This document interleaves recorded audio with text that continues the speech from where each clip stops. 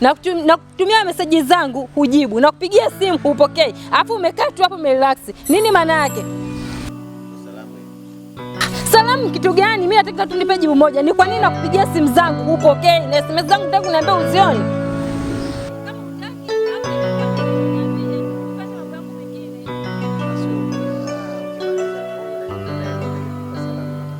Sasa naomba nisikilize. Kilichonileta hapa ni kitu kimoja tu, nataka kujua.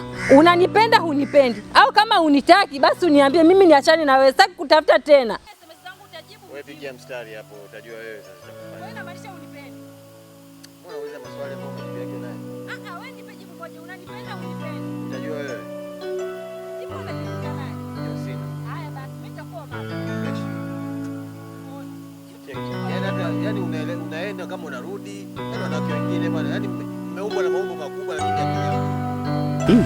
Kama kaka kwa vizuri.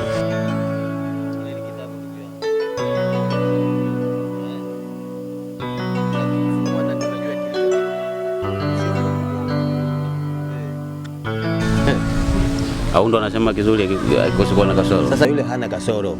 Yule sio kwamba ana kasoro. Yaani hamna kitu. Hii ni mambo kuvumiliana ndugu yangu. Nakuhakikishia hivyo. Mtoto mzuri kakupenda wewe.